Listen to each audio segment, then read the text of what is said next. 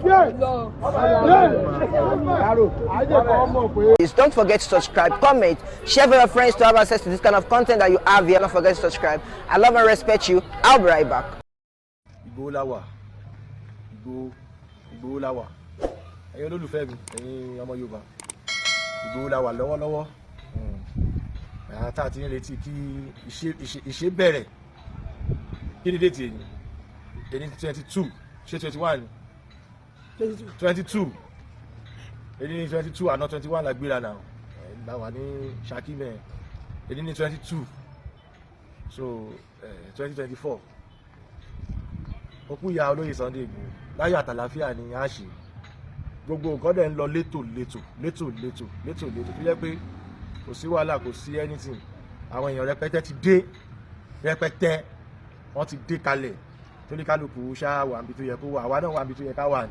Ẹ rí báyìí pé ó ti pẹ́ tá a ti rí igi wọn nílé tábẹ̀rẹ̀ tutù.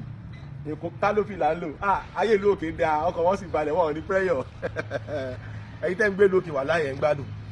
A wà lójú ọ̀nà àjẹ kaṣú, fresh kaṣú, àbáwọn ju orí ẹ̀ síbẹ̀ o, àmọ́ kaṣú ni a jẹ nǹkan wa torí wọ́n ní yẹn gangan ní iṣu.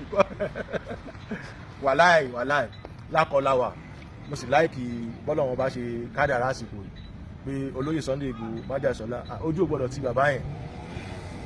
Gbogbo wa la tẹ̀lé wọn pé bàbá ẹ jà fún wa, ẹ tẹ̀lé wa, ó yá bàbá ẹ dìde fún wa. A sì ń sọ fọ́mọ lọ́mọ pé kó wọ́n lọ kò sí wèrè, kò sí kíní kan.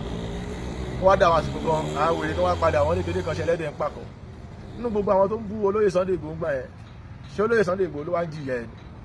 Àwọn kọ̀ eléyìí ọmọ ọlọ́mọ tó wá dìde pé ó dá ìyá òun tá a pa o, àgbègbè akọ́lá àjọ pàyà ni kò kàn sẹ́jọ́ ìyá ńkọ́tù ni, àwa pàyà oníyà tán. Ẹlẹ́lẹ́ tó wá sọ pé òkè ẹjẹ́ ń lọ sìn yá mi o, ẹjẹ́ àwọn wèrè kan tó jáde wọ́n rí fíṣàn òfò tó yẹ kán dìde. Ẹ sọ pé ẹ̀rọ owó àkàrà olórí ibu ara yín, ẹ lẹ́rọ owó àkàrà pé òkè o àlàyé ò sí ẹ tọrọ káyé fún yín lọ́wọ́ àkàrà wọ́n rí fíṣàn òfò. Sásìkò fíṣàn la wà yìí ni níbi tá a jọ fi rọ́ọ̀bà yí ara wa jẹ́ dé tó. Sásìkò tá a wà yìí, sásìkò fíṣàn la wà yìí ni. Ẹni tí ò rí fúnṣọ̀ pé láìsí ó di 75,000 ó wá rí fúnṣọ̀ sí pé Oloye Sunday Igboho mọ́ wá sí yẹn fún kíni. Ẹjá wọn bára wa sòótọ́ ọ̀rọ̀ ojúmọ́ tó yónú téèyàn bá ń parọ́ àmọ̀ pé lọ́ọ́ ló ń pa. Ẹjá sì ìyá oníyà, ìyá tiẹ̀ náà ò lè kú kó ní kán má sin náà. Kí ló wá ní wọ́n ṣe tí ìjọba wà sọ pé kán má sin ìyá wọn fún kíni yẹn? Ó dáràn odó fàdíyà ni, ṣèbó ní kẹ́ má kú ni. Ẹ bá fẹ́ kó ẹni tó bá fẹ́ kú kó lọ kú ńgbà yẹn. Wọ́n máa ń jà fún wọn tó bá sọ pé kán mọ́ jà fún ẹ̀dẹ̀ tó bá fẹ́ kú kó lọ, ṣèbó ẹnu ẹ̀ náà lájọ wà yìí. Ọmọ tó bẹ̀rẹ̀ mọ́lẹ̀ tó ń wò di àgbà ni, ṣèbí illiterate lẹ́ ń pe Oloye Sunday Igboho ńgbà yẹn. Ṣèbí illiterate lẹ́ ń pe pé kò kàwé Ọlọ́run sì gbé dìde. Ṣé ìwé wà nù nǹkan tọ́lọ́run fi dálé ayé ni? Ẹ jẹ́ ká jọ mọ́ bára wa sòótọ́ ọ̀rọ̀. Ṣé ìwé ń bẹ ní nǹkan tọ́lọ́run fi dálé ayé? A create ẹ̀ fúnra wa ni. Education is just entertainment ni. Torí pé o mọ̀wé ṣé ojú 6 feet lọ ni, àmọ́ máa gbẹ́ bẹ́rì ẹ̀ special. Torí pé o kàwé ṣé torí pé o kàwé ò ní dry nínú sàárè. Ṣé ò ní dry ni torí pé o kàwé? Kí wá ní nǹkan tá a fi ń dáná ara wa dùn, kí ni nǹkan tá a fi ń búra wa lórí ń bẹ̀? Tó bá kàwé fẹ́mi ara ẹ̀, ó lè kàwé kó mọ́ lọ́pọlọ, ó sì lè kàwé kó mọ́ jẹ èèyàn. Ẹ wá ń sọ fún Oloye Sunday Igboho pé báyìí ni kíní kan ni kó mọ́ wá sìn ìyá ẹ̀, kò ṣe ní wá sìn ìyá ẹ̀. So a dúpẹ́ lọ́wọ́ Ọlọ́run pé gbogbo ẹ̀ ti tó ń sìn, gbogbo ẹ̀ ti yanjú. A sì sin màmá, a gbé màmá ní mọ́ṣúárì léni náà ni, kò ní dọ̀là gbogbo ṣe jẹ́ tọ́lọ́ léni ni, àmúra lọ́wọ́ ni. So a fàsìkò yìí sọ fún gbogbo ọmọ Yorùbá tó bá kù, mo dẹ̀ dúpẹ́ lọ́wọ́ gbogbo àwọn ọmọ ọkọ Yorùbá tó dìde tán, àwọn ọmọ aráàlú wọn gan dúró tán pé ó yá á sì yá níṣẹ́. So gbogbo ẹ̀yin tó bá kù náà Ọlọ́run aṣọ yín dé láyọ̀ àtàlàáfíà. Àwa ti wà ń bẹ̀ ti wà ọ̀ṣà rí, àwa ò fọ́ o, tó bá rẹ̀ pọ̀ fọ́ lè gbé lọ́wọ́ ojú ẹkùn Ọlọ́run sàárà. Ìgbòho ló pe bí o sà kò pọ̀ kẹ̀ rò pé àwọn tó bá kó gbogbo ẹ̀ sọ́run ó máa dogun tó máa já wọ́n máa ya ọ̀gbẹ́ni tó bá lè dúró ló mọ̀ra ẹ̀ lákọ̀ọ́gùn, tó bá lè dúró má sọ̀rọ̀. Kọ́lọ̀ má dojú tiwa, wà láìtàlà ìrọ̀rùn ní gbogbo ẹ̀ máa jẹ́.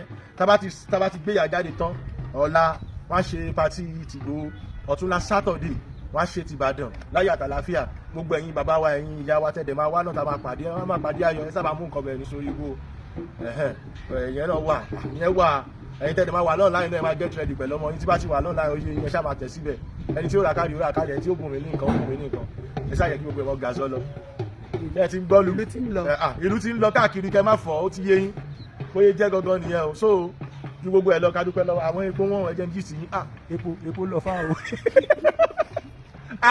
ẹni tí ó gbé dóná kábíyèsí Ọlọ́run ọba oníṣẹ́ àrà ni tí bínú èèyàn bá ṣe rí lọ́lọ́run máa ṣe mọ́ ń dájọ́ abọ́ sójú ọ̀nà Ọlọ́run sì ń bọ́ àṣírí because nǹkan kan tí mo ti believe pé a máa bẹ́ẹ̀kọ́ ó ti wá lọ fún àbọ̀ tá a ṣàdúpẹ́ lọ́wọ́ Ọlọ́run ẹni tí èèyàn bá fẹ́ ilé rẹ̀ kì í jìnnà àìmá fẹ́yàn ni pé ilé kan jìnnà àwa àwáwí tí ò nítumọ̀ ẹni tí èèyàn bá fẹ́ wà láì ilé rẹ̀ kì í jìnnà Ìgbòho ò jìnnà lójú mi torí pé mo ṣe ti bàbá mo ṣe tọlọ́run mi sì ń ṣọ́mọ àlè ní ṣọ́mọ àlè rárá nǹkan tó ìṣòro kan tó wà ń bẹ̀ nìyẹn tí mo fi ní ìṣù pẹ̀lú àwọn ọ̀tá pé ọmọ yìí ìwọ nìkan náà lẹ́dẹ̀ẹ́nu ń gbọ̀ràn ìwọ nìkan náà ni ìwọ inú kan kò ṣe ní dé mi ìgbà téèyàn ní ká mọ̀ kù tẹ wá fèsì òun ẹ gbogbo Ìsẹ́yìn bẹ́ẹ̀ Fúlàní lọ ṣúà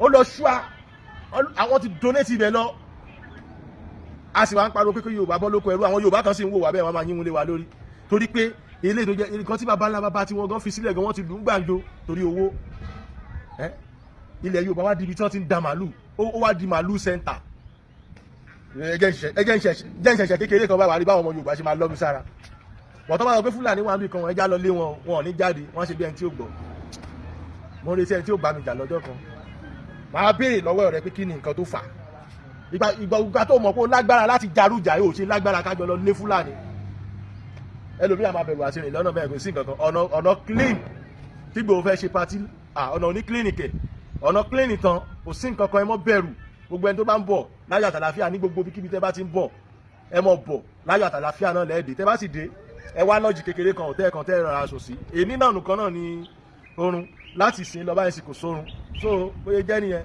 gbogbo kíbi tẹ́ bá ti ń bọ̀ bóyá láti Kwara ni láti anywhere ni láti Èkó ni láti ẹ mọ̀ ọ̀nà free ọ̀nà wà okay so àwọn èèyàn wa náà sì wà lọ́nà lóríṣiríṣi ẹ̀wọ̀n bàbá náà ò ní fẹ́ ṣe nǹkan náà kọ́kọ́ dára lẹ̀ bẹ́ẹ̀ so àwọn ọlọ́pàá wa náà wà lọ́nà o àwọn sójà wa wà lọ́nà o wọn ò dẹ̀ disturb anybody wọ́n á béèrè ìbò lẹ́ ń lọ bá lọ pé pàtí Olóyè Sunday Igboho wá ní òkè ìyẹnbó kò sí issue kankan so ẹ̀ bá yẹ kẹ́nìkan lọ máa dẹ́rù bà yín kó ló máa fẹsẹ̀ ẹnu fún yín mo dẹ̀ láìkì yín náà kàrámọ̀ lẹ́ máa láìkì ọ̀pọ̀lọpọ̀ yín sábà láìkì reality bí kan sọ pé kan jẹ́ ìgbàwẹ̀ 20 days ní àwọn afijú para wà láì ọjọ́ ògùn ní Nàìjíríà ó gbọ̀n China ronú bó ṣe máa ṣe mọ́tò bó ṣe máa ṣe generator àwa wà bí àárín fíṣàn ọ̀rọ̀ títí wa ò sì dáa nǹkan tó lọ́rùn rán wa à ń parọ́ mọ́ lọ́hùn à ń jọ lọ́hùn lólè tó bá fẹ́ ṣe nǹkan tó bá fẹ́ ṣe business ẹ ẹyẹ já máa parọ́ mọ́ lọ́hùn mọ́ ọ̀pọ̀lọpọ̀ wa ń parọ́ mọ́ lọ́hùn ni náà máa lọ pé orí fíṣàn wọ́n mú mi rí pé kí Sunday Igboho sún déètì ọjọ́ bẹ́ẹ̀ rí àyẹ̀sùn síwájú lọ́jọ́ tí wọ́n máa lówó lọ́wọ́ àbí ta ló ní kí ìyá ẹ̀ broke ó ti ya wèrè ẹ wo Ọlọ́run ṣe àlọ́ àjàre so àwa wà á sì ṣe òkú Olóyè Sunday òkú màmá Yorùbá torí ìyá Yorùbá ni ìyá wa so gbogbo bí ètò náà ṣe máa lọ ẹ máa pàdé mi ní online a máa wà ní online 24/2 so ojú bẹ́ẹ̀ lọ ẹni tó bá sì nífẹ̀ẹ́ láti ra káàdì fún wa náà ṣáà rà síbẹ̀ bá dẹ̀ yẹ pé bóyá owó epo náà ni ẹ sábà ṣe síbẹ̀ gbogbo bá sì wù kó jẹ́ òun lọ náà ni ìpàdé wa bí ojú but àti dé kalẹ̀ náà Ìgbòho la wà báyìí a sì ṣe òkú náà láyọ̀ àtàlàfíà ojú bẹ́ẹ̀ lọ. This is O훠DUA TV Watch. Don't forget to subscribe, comment your opinion, like, comment and share so that other people can get access to what you enjoy on our channel. Thank you. We love you.